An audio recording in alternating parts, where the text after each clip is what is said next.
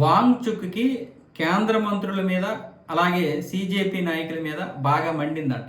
ఆయన ఈరోజు కొన్ని విషయాలు బయటపెట్టాడు. ఆ రోజు దీక్ష విరమించడానికి 26 రోజులు దీక్ష చేశారు కదా! ఆయన్ని విరమింపజేయడానికి జేపీ నడ్డా గారు, అలాగే జితేంద్ర సింగ్ గారు వెళ్లారు. వాంగ్చుక్ గారు, అలాగే ఆయన భార్య అక్కడ ఉన్నారు ఆసుపత్రిలో, మేదాంత ఆసుపత్రిలో.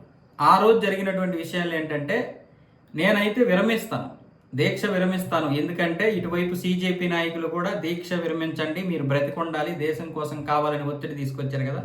ఆ నేపథ్యంలో సీజేపీ నాయకుల యొక్క మాట వినడం వల్ల ఇటు కేంద్ర మంత్రులు కూడా ఆయన చెప్పినట్లుగా ఆయన వద్దకు వెళ్ళారు. ఆయన ఇచ్చినటువంటి హామీలు ఏవైతే ఉన్నాయో, డిమాండ్లు, వాటిని నెరవేరుస్తామని హామీలు ఇచ్చారు.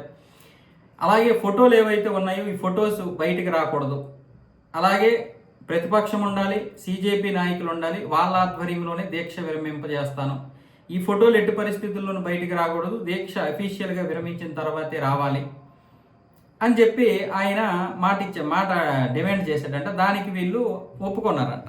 ఎవరు? జేపీ నడ్డాను, జితేంద్ర సింగ్ కేంద్ర మంత్రులు. అలాగే ఇటువైపు సీజేపీ నాయకులు కూడా ఏదైతే ఒక విషయాన్ని చెప్పారో వాళ్ళ యొక్క ఒత్తిడితో ఈయన కూడా ఈ యొక్క దీక్షని విరమించడానికి ఒప్పుకున్నాడు.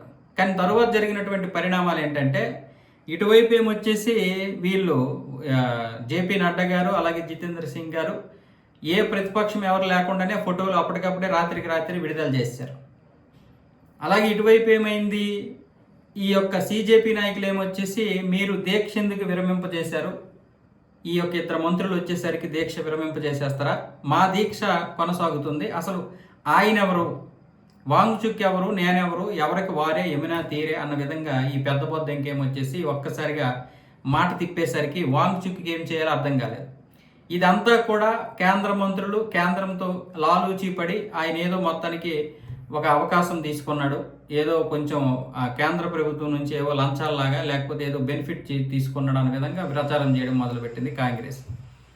రకరకాల ప్రయత్నాలతో మొత్తానికి వాంగ్చుక్ గారి యొక్క ఈ దీక్ష విరమణకి విలువ లేకుండా పోయింది అని చెప్పి ఈరోజు ఆయన సీజేపీ వాళ్ళ మీద, కేంద్రం మీద మండిపడి ఒక వీడియో విడుదల చేశారు.